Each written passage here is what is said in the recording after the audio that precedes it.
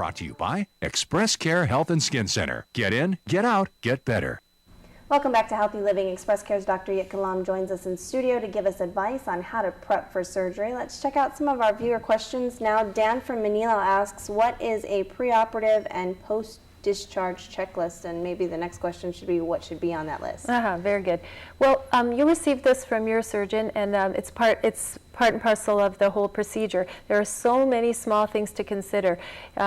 So the checklist will include things like don't eat or drink for 24 hours, for midnight till the day of your surgery, overnight.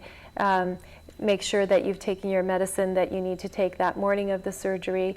Make sure that you've used the restroom prior to the operation, things like that. And then the operating room staff also has checklists, such as make sure that the site of the surgery is marked, meaning that you're having your left knee operated, not your right knee, stuff like that.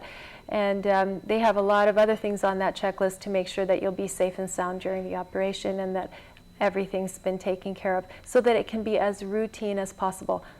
The same for the post-op checklist. Make sure you have your pain medicine, your nausea medicine, you've had your report for your own doctor with you, all these different things that you should have coming in and on your way out. And it's not something that when your doctor gives it to you, you just kind of toss it. You really need to follow that in order to have the best outcome. Yeah.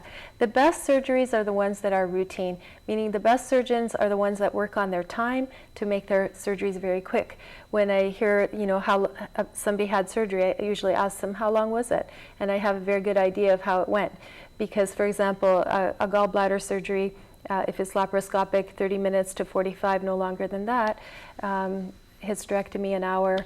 If something's taken 4 hours, there were some problems along the way. So that's a very good thing that you can also ask your surgeon prior to that. How many of the operations have you done, and how long do they take you? That's good to know.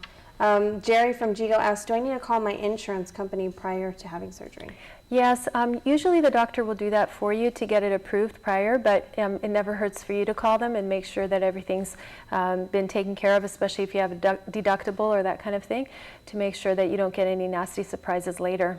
Matthew from Sinahanya asks, can having a fever or infection prior to surgery delay the procedure? Yeah, sometimes it's, part of the disease and you need the surgery to relieve yourself of that symptom, but other times, let's say you were planning an elective surgery, you're going to have a hernia operation, but then the day before you got the flu and you have a fever, you should postpone that operation. Same if you have, for example, a cough or asthma attack, just delay it if possible. Okay, Terry from Magana Heights asks, when should I seek a second opinion? Here I'd go with your gut. If you feel very comfortable and you feel like you have that sense of confidence in your surgeon, in the facility where you're going to be, then go for it, because that makes a big difference in your outcome if you feel confident. If something's telling you this isn't right, I don't like it, it doesn't feel right, listen to that. It never hurts to get a second opinion, and all good surgeons will not feel offended or mind if you say, I think I'll be back, I need to think this over and talk to some other people about what their opinions are. Nobody's going to feel offended, and you shouldn't feel shy about verbalizing that. So you're not stuck with just that one person? No, you're not. Okay, Heather from Dededo asks, are there any supplements that are recommended to take before and after surgery? Oh, yeah, before, again, probably reducing your supplements is very important. Prior to surgery, you don't want to be on a whole bunch of things from the vitamin store, but taking a little extra vitamin A and vitamin C can be helpful for healing. That's for skin healing and general cell regeneration.